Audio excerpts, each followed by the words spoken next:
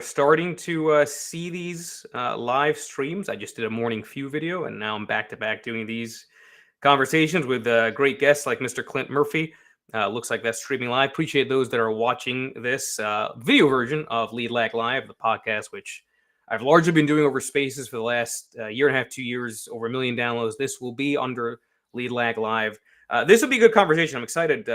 If you look at Clint Murphy's stream, you find a lot of really inspirational posts. So we're going to be talking about markets, but talk about something that's more important, which is investing in yourself. So with that said, my name is Michael Guyad, publisher of the Lead Lag Report. Joining me for the rough hour is Mr. Clint Murphy. Clint, introduce yourself. Who are you? What's your background? What have you done throughout your career? And what are you doing currently? You bet. For the last 10 years, 13 years, I've been in real estate, the last 10 with one company, most of that as their chief financial officer, and that is real estate development. So ground up multifamily real estate, townhomes, wood frame apartment buildings, now concrete towers. Also have a real estate lending arm, mortgage investment corporation, and a real estate income portfolio in that group that we manage. When I was not doing that, I'm a father to two boys, and I've been with my wife for the last 29 years. About 4 years ago, Michael, I started creating content, publishing online, and that included a podcast, social media, now writing a newsletter that goes out weekly to about 25,000 people. And I say up until a few months ago, I resigned from my job with the goal of starting my own businesses. So in the next month or two, I'll be talking more about what that looks like. Most likely that will also be in the real estate space. I will say that. And in our conversation, we're probably going to talk about real estate because from an investment perspective, that's where 90% of my investments have been, and I'll share why that is. All right. So on the content side, again, I'm given the focus on real estate. I look at your content and I see a lot of discussion around things which are not related to real estate. That's I right. want you. I want you to talk about that for a bit because I think when you're creating content, you always want to have, for lack of a better way of saying it, a shtick. Right? I've got a Yeah. certain shtick when it comes to X as far as the persona and the way that I communicate things. Obviously, not the real me. I focus on intermarket analysis, risk on, risk off. That's sort of my thing. But it seems like your thing is not just real estate; it's much more than that. That's right. And the interesting part for me is because I was working for someone as their CFO, I didn't feel like it was right to share all my knowledge about real estate, about building a business, about entrepreneurship, about building teams, about being a leader, because that felt like it was sharing what I do at work and I was working for someone else. And that was hard because that's a major part of what I do in my life. That was, as a CFO, that was 60, 70-hour weeks for years and years on end, gaining a lot of knowledge, working on over $3 billion of real estate transactions, raising capital from external parties, raising capital from banks, working on the cash flow, understanding the risk analysis of real estate, understanding how to analyze deals. That you look at accounts that talk about real estate, that's what they talk about.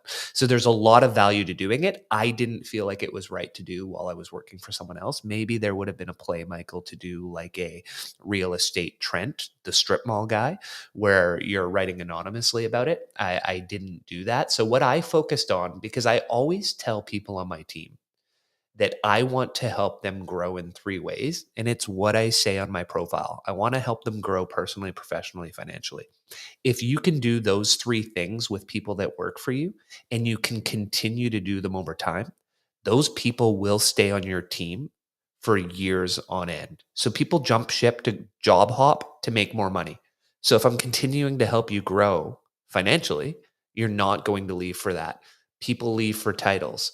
If I'm continuing to help you grow professionally, you're not going to leave for that. And if I'm continuing to help you grow personally, then you're seeing value because I'm believing in you more than as a cog in the wheel. I'm believing in you as a person.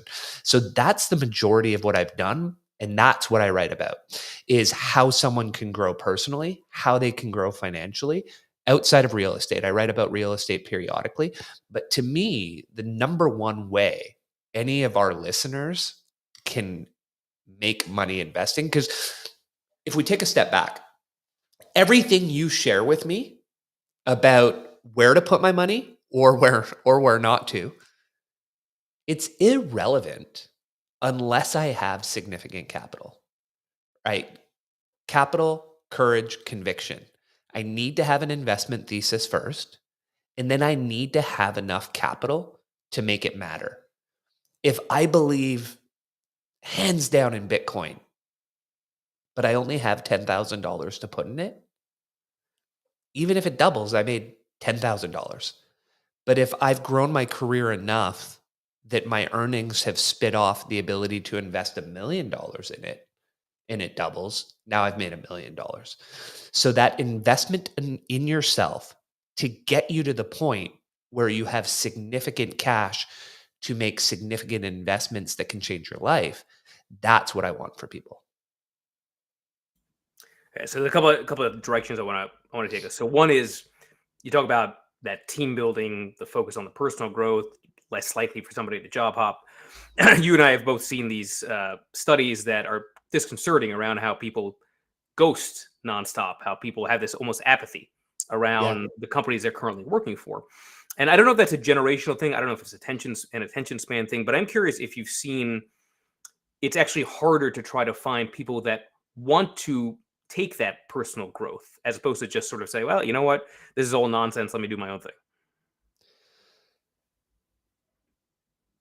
If they don't believe that you actually mean it, absolutely. I mean, if you go to a shop and picture the movie uh, Office Space, which you probably recall, if your boss is like Bob and he's coming by with his coffee cup and telling you he's going to need you to be in on Sunday, but he's a total dick and he doesn't care about you, yeah, you're going to ghost that job for sure. If you can demonstrate to a person that you care about them and that they see that you care about their colleagues, they're going to be invested. And then the other important piece of that is who you bring onto that team.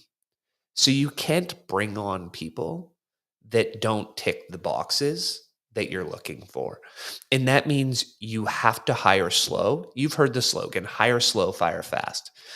So what you're doing on that hiring is you ought to already have a certain number of those key people on your team. So the first few hires that you're making are your bedrock. Those are your leaders who you're going to invest in, who you're going to make sure are with you for 7, 8, 10 plus years.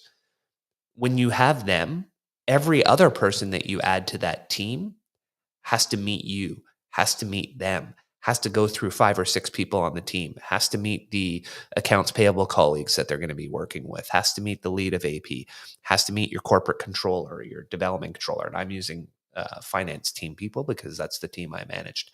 So the more people that can meet that person and then come back together and say, yeah, that person gets what we're about, because you're creating a culture. And that culture is going to trump anything else you do. So you mentioned capital, courage, conviction. And I think, correct me if I'm wrong on that, the commonality across all that is salesmanship. I say that because if you want to get capital, you got to get people to convince, right, to give the capital.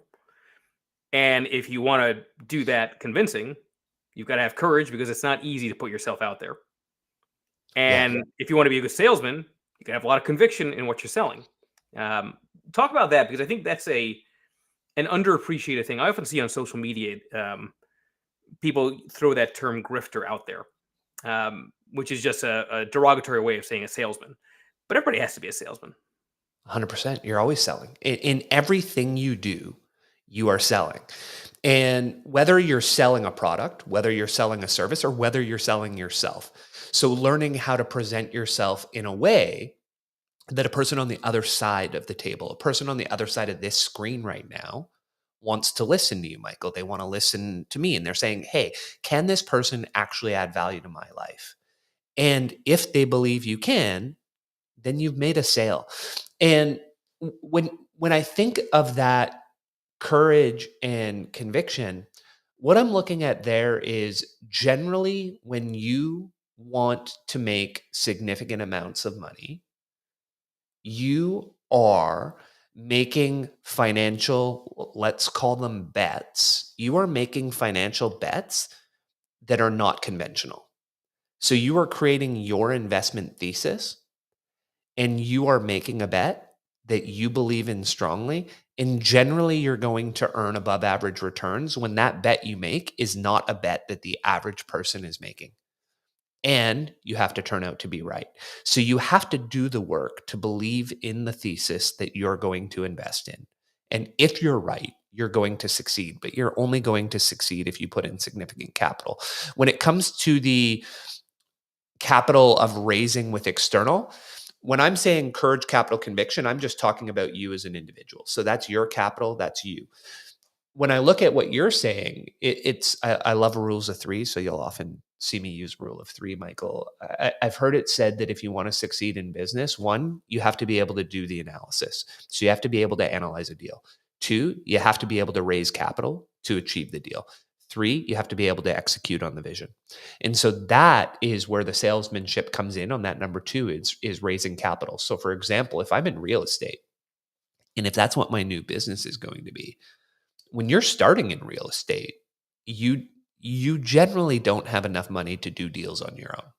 The amount of capital that's required, especially where you live in New York, where I live in Vancouver, if I want to build a simple example to give you, Michael, I want to build a 15 unit townhouse complex, 15 townhomes. I need about $3.5 million of capital. It's a lot when you're starting a business. So here's some things that go into that. One, when I sign a deal with a bank, I'm signing personal guarantees. So what I'm signing is that if this deal goes wrong, I don't just lose my share of the money that goes into the deal as a general partner. I may lose my house. I may lose my investment properties because I'm signing personally that I'll cover the bank's loans. So that's where the courage comes in as a business owner in that situation. And then what you have to do is you're the general partner, you have to go out and find limited partners. You have to be able to sell them on the vision of what the business is going to do, on the project itself, on the area, everything to do with that real estate project. You're selling them on that. More importantly, what people don't realize is the number one thing that a lot of the limited partners are looking for is you're selling them on you. Do they believe in you? Do they believe in your story? Do they trust you? Do you have a track record of experience? Why should they give you, the person on the other side of the table, their money? Yes, of course they're going to analyze the deal if you're working with significant or sophisticated family offices. They're going to analyze the deal, but the number one thing they're going to analyze is you. So when you said salesmanship, you always have to be selling yourself and the project that you're going to be working on. And then you have to go out to a bank. You have to go out to a bank and say, "Hey bank, I want to build this project, 15 townhomes. It's going to cost me $12 million. Can you give me $8 million?" The bank's going to look at the deal and they're going to look at you and say, "Can I give you $8 million?" So there's salesmanship throughout that entire process. Is that more challenging to do now because of higher rates, or because there are not as many non-conventional investment ideas out there? Because let's face it, most things are saturated. A lot of the low-hanging fruit, you can argue, is largely been picked. So it becomes a lot easier to conform because it's just hard to find something that's non-conventional. In the real estate space, it's an interesting challenge because absolutely it's harder because of the rates, partially the fear of the banks.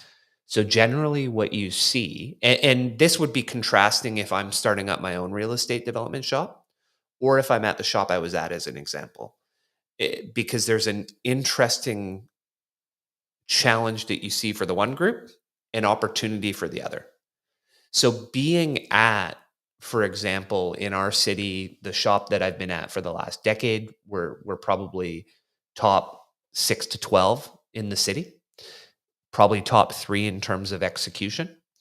And When you operate at that level, when you're in a situation where the markets are a little bit scary, it's a lot of what you write about, Michael. Everyone's getting a little bit nervous. There's a flight to quality. So the banks want to put out money. They want to make money, but they don't want to risk it. And they know that with high rates, there are going to be groups who are going under. And we are starting to see it. We're starting to get emails from receivers at Deloitte, PwC, KPMG saying, hey, we've got a deal that we're being inserted on as a receiver. Do you guys want to take it over? So it's happening. Not a good sign. So the banks know that's coming, but they have to make money. So they go to groups like the group I was at and they say, hey, do you have deals? Do you have projects you want us to lend money on? Our taps are unlimited for you. Now you contrast that with the group that's trying to start a real estate development company when we're in this situation. And it's very hard to find that money because they want to lend it to the quality institutions who they know will execute and pay them back.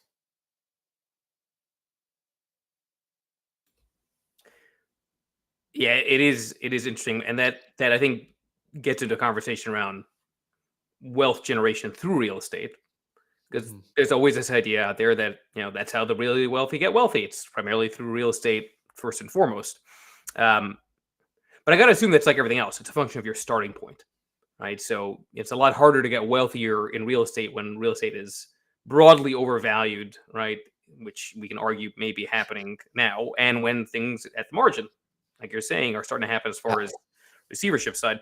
Um, let's talk about wealth generation through real estate. What do people get right? What do people get wrong? And is it going to be harder to generate real wealth through real estate going forward?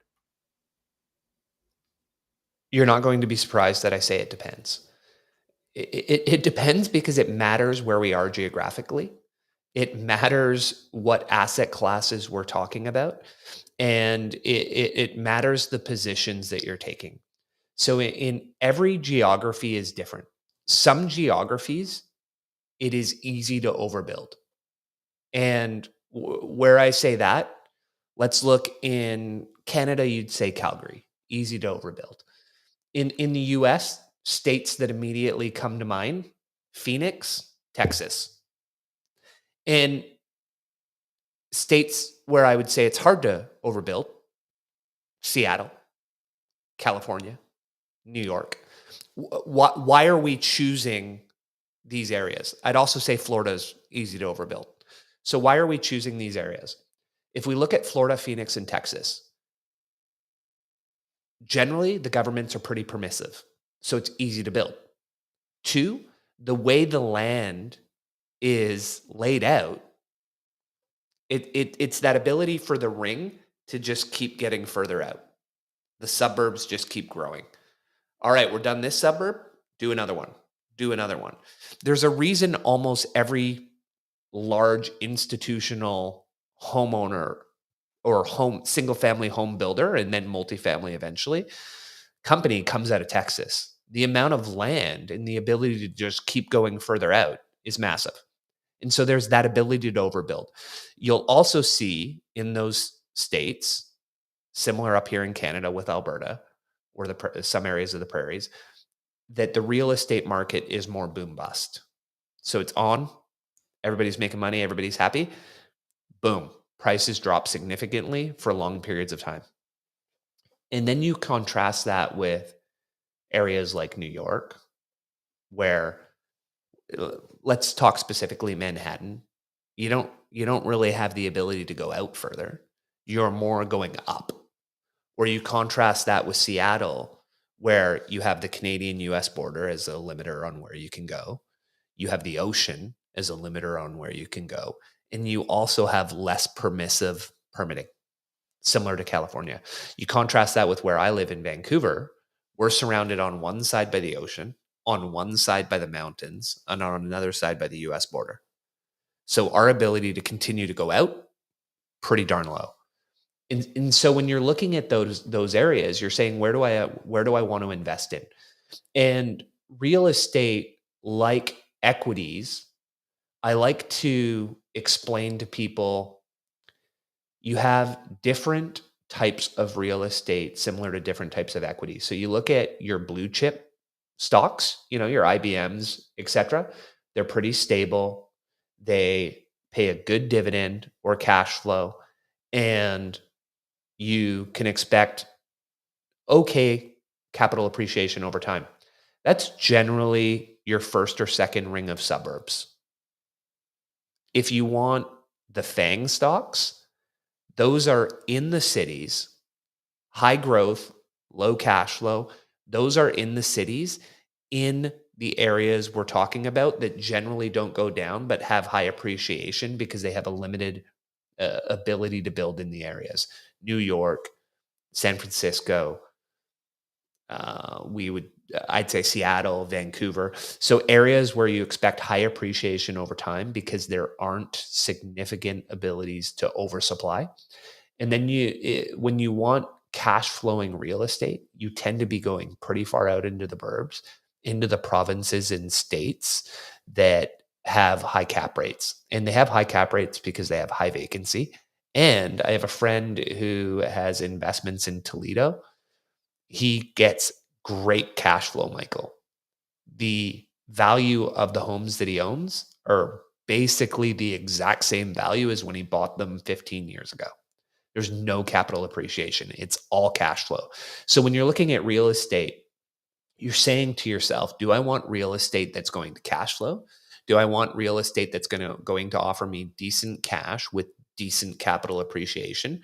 Or do I want very high capital appreciation over time, recognizing that I'm going to have less cash flow in the early years? And so you're looking at what type of real estate do I want to build my portfolio around? And you may say, I want to build it on a mix of those. I unfortunately live in a city where it's almost impossible to buy residential real estate that cash flows in the short term.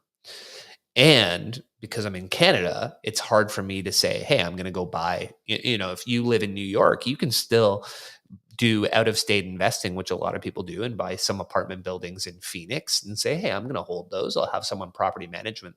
A lot harder to do as a Canadian. I'm curious to hear your thoughts on the office side of things when it comes to at least the commercial real estate. And I get the sense that uh, real estate, just by the nature of it being local, is a lot more inefficient than equities, right? Which is where the opportunity, you can argue, comes in.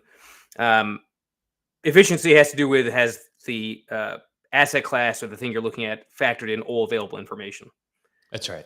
right? So if we look at the office side of commercial real estate, it's been devastated because of everything post COVID.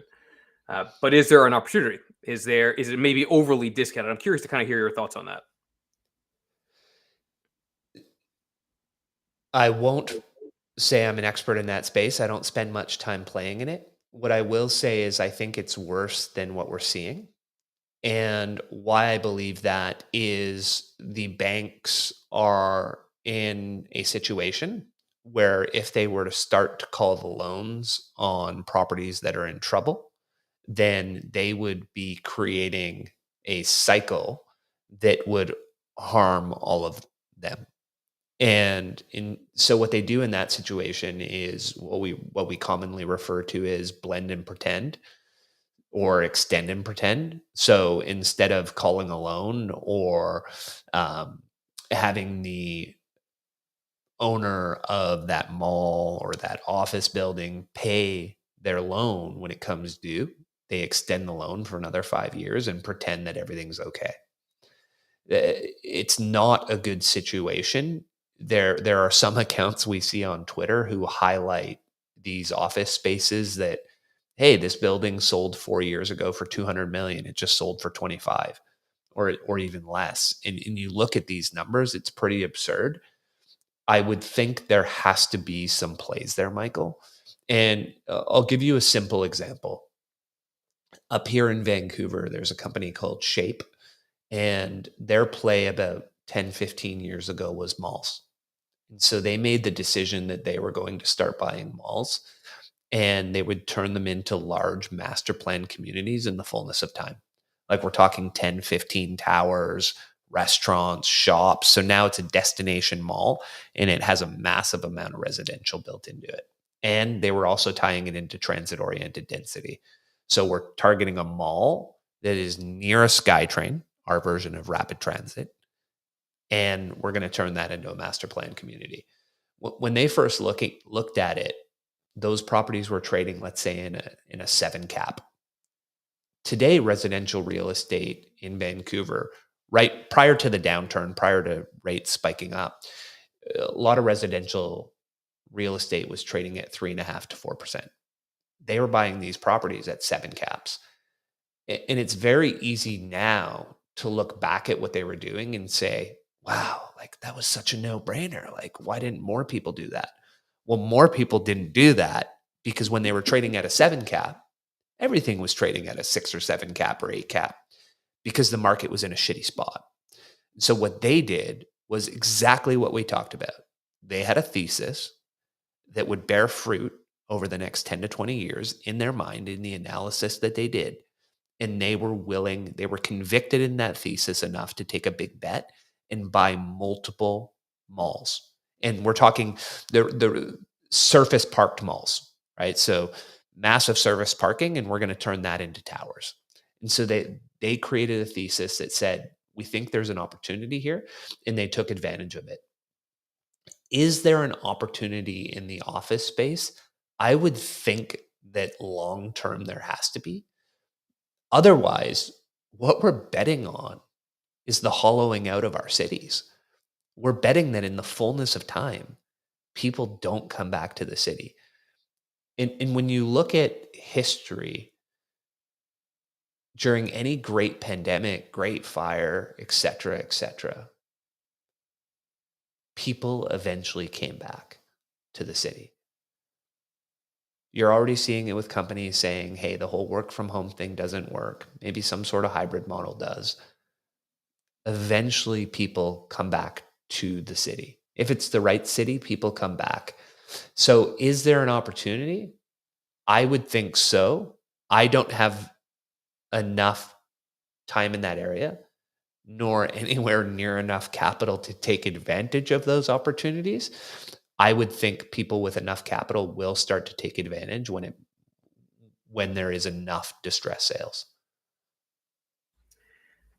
Now, of course, the key to being successful in real estate and in your personal life is managing your cash flow. And you happen to put a thread out a few days ago. If cash is king, then cash flow is queen. Um, the queen can be fickle as when it comes to cash flow management because I would think the biggest challenge for dealing with how to manage cash flow personally or in real estate or other endeavors is having visibility on inflation and taxes, Mhm. right? So I want you to talk about that because I think if you're going to approach things from a planning perspective, it's hard to plan when you don't really know what the terminal rate is for interest rates. You don't really know what taxes are going to be, especially as the government's not just in Canada but the U.S. keep on spending. Um, how do you possibly plan cash flow and deal with cash flow properly with those variables? Yeah, it depends on always depends on what industry you're in. Some are going to be harder to do this than others. What I've historically done in the real estate world is it's one of the better industries for forecasting, partially because as you approach approvals on a project, and you generally have rough knowledge of how long it takes to get to the approval stage, both development permit and construction permit.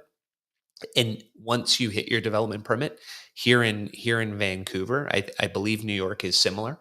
We pre-sell our projects, so we lock in the revenue now with a certain amount of deposits for a future closing. And so the benefit of that world is I know what my revenue coming in the future.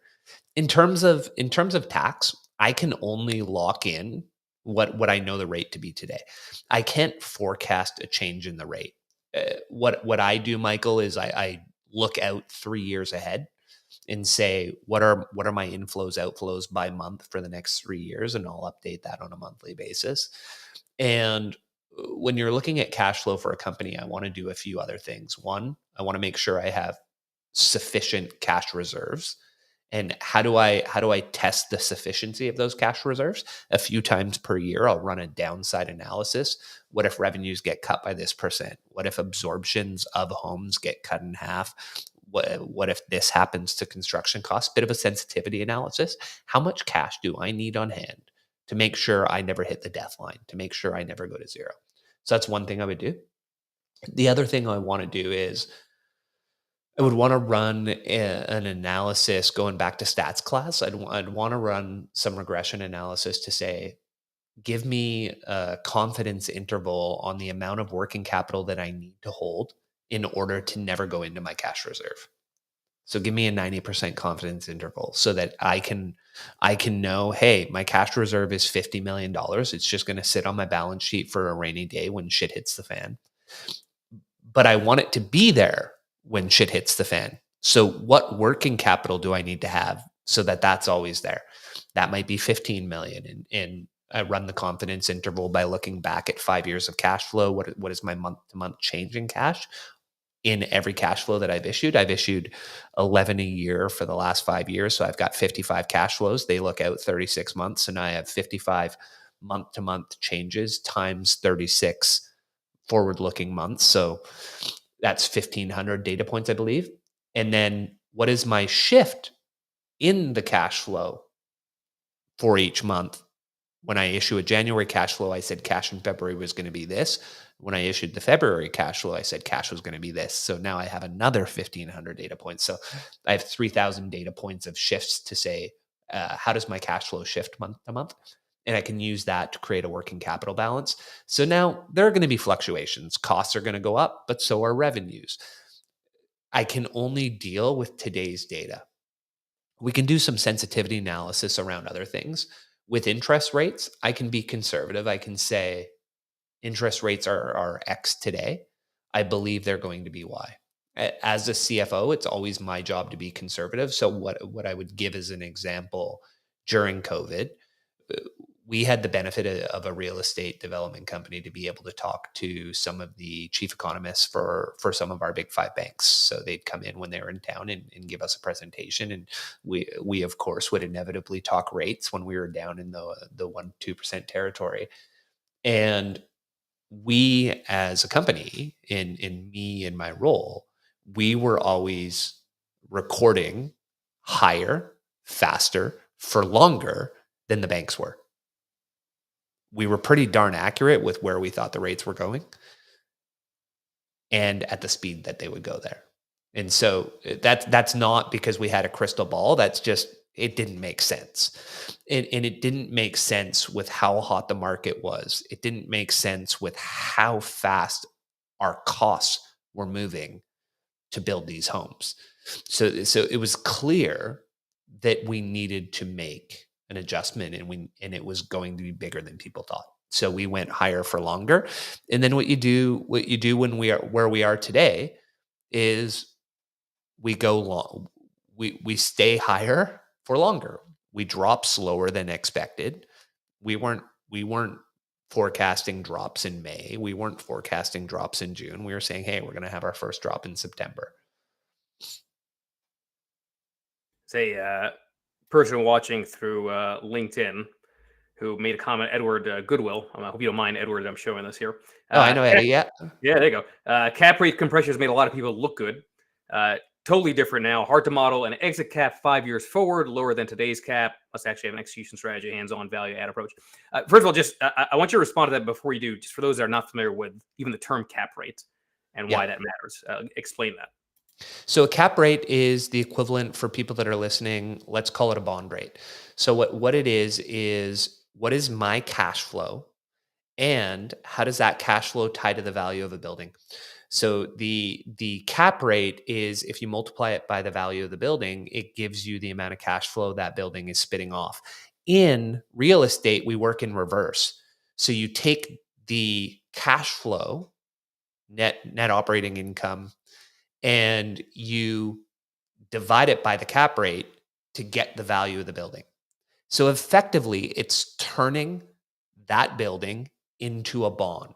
People are more experienced with bond rates, Michael. So they'll say, "Oh, a bond's paying 5%. That must mean if I invested a million, I'm getting X in cash."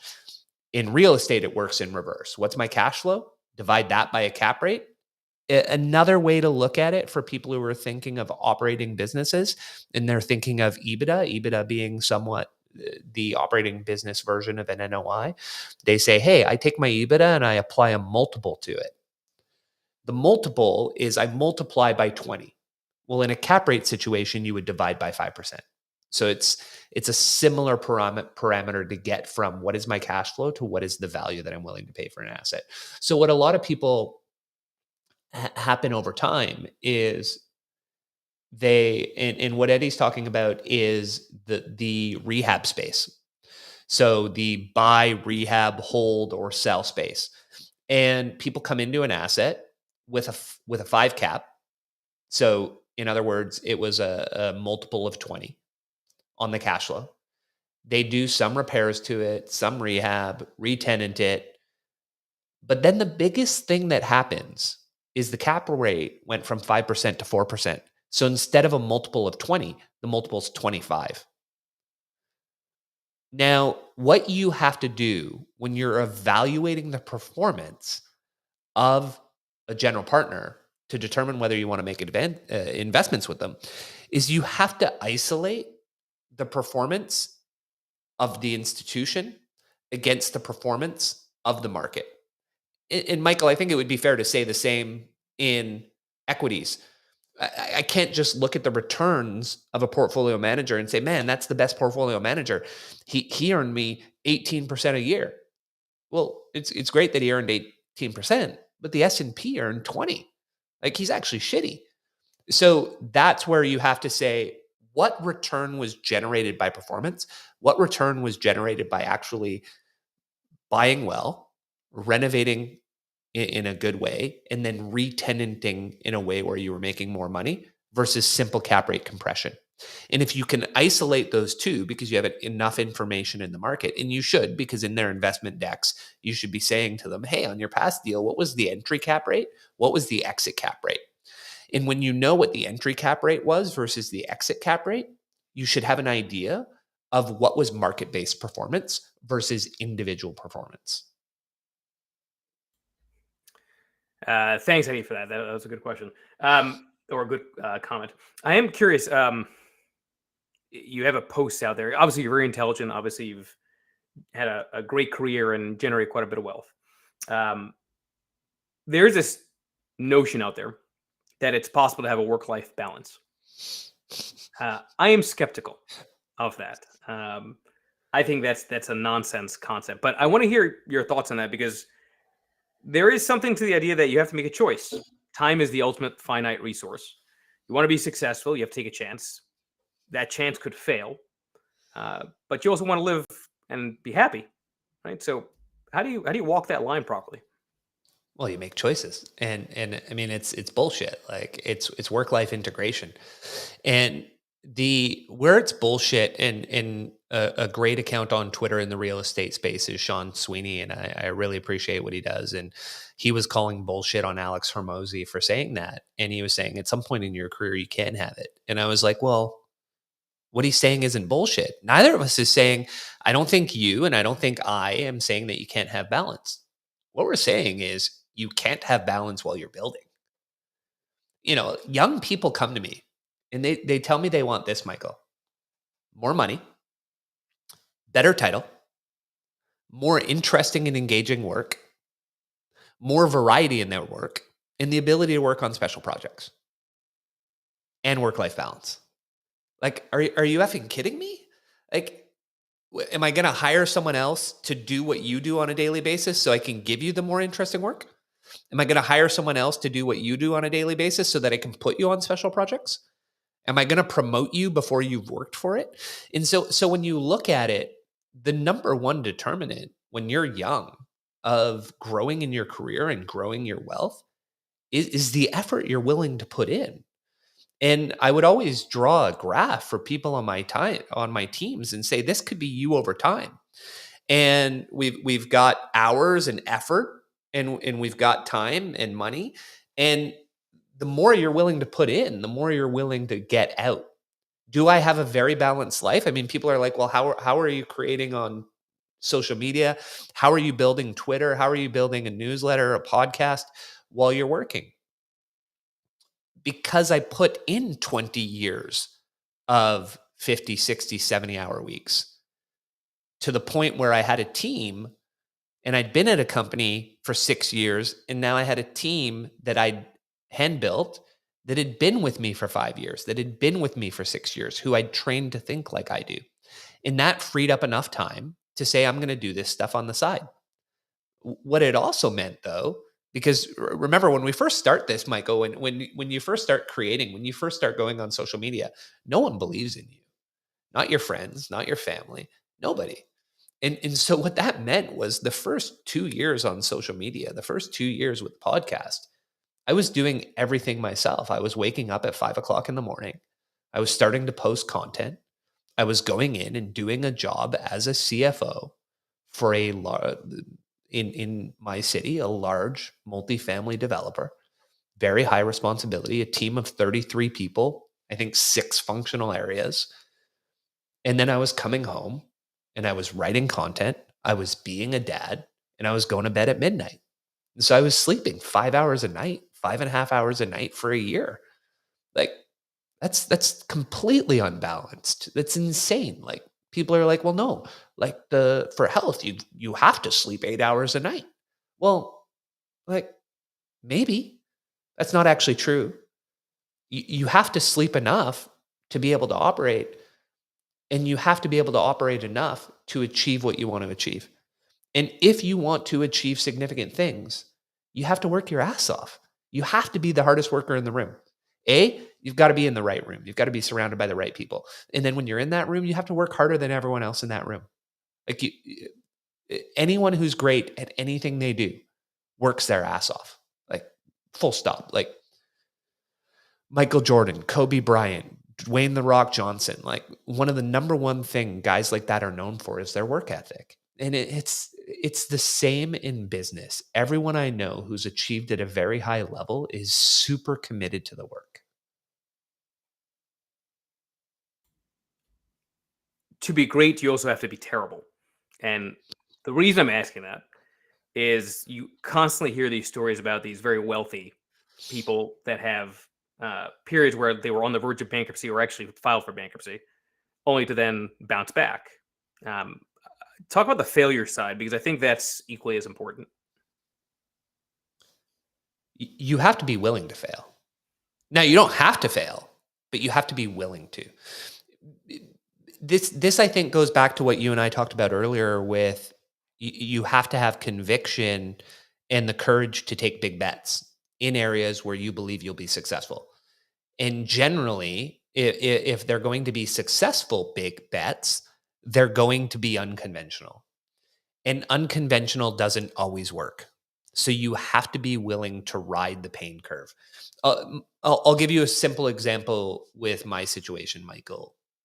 I believe in the fullness of time in Bitcoin. And consequently, if Bitcoin's going to be successful, I believe Bitcoin miners will be very successful. So I have significant investments in those. And those investments, the downside is, as you're well aware of, they fluctuate massively. So you can be up $200,000 one day. You can be down $300,000 the next day. When you're down and you're down a week every day for a week, $100,000, and you're like at the end of the week, you're like, oh, I've lost $500,000. I mean, you have to have the ability to zoom out and say, have I lost that? Or am I playing this for a 5-year horizon? And I'm actually up 500, but I was up this and now I'm down that. Like where's the timeline? Where are you slicing and dicing the measurement?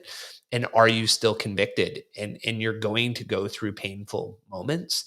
And if you still have the conviction, you're going to stay in that investment. And you know more than this and can speak more to this from your side, that if you believe in the position, you're going to hold through the up, through the down. I think the difference with people who succeed, and I shared the other day a Michael Jordan video where it's showing him playing basketball, and Michael's talking about the number of shots he missed, the number of games he lost, the number of game winning shots his team trusted him with that he missed. And he goes through all these failures. And then at the end, he says, that's why I'm a champion, right? Is the average person is afraid to fail, so they won't try. They're afraid to fail, so they won't take a bet on themselves. Successful people will take bets on themselves over and over. And if they fail, what they'll do is they don't necessarily look at it as failure, they look at it as feedback. What did I learn from that situation so that next time I face it, I'll make the right choice. I won't make that same mistake. If you think about it as an investor, okay, what investment did I make? Where did it go wrong? How can I be aware of it next time I make that trade? And I'll give you a simple example for real estate.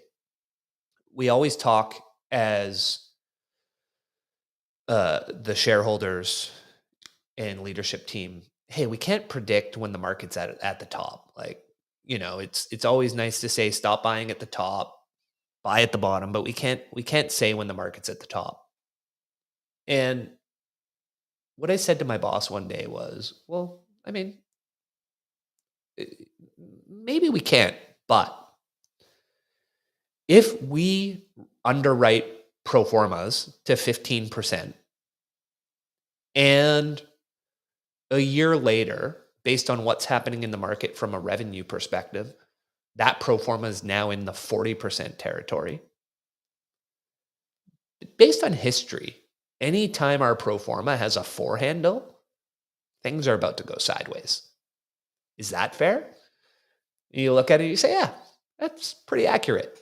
Okay, well, we might not be able to predict a top, but if we ever look at a pro forma and we see a 4 handle in it, let's maybe stop buying dirt for a few months. Let's just see what the other developers in town are doing and take a step back so that we don't fail, because we've done it before multiple times, and so have other people in the city. So there are signs.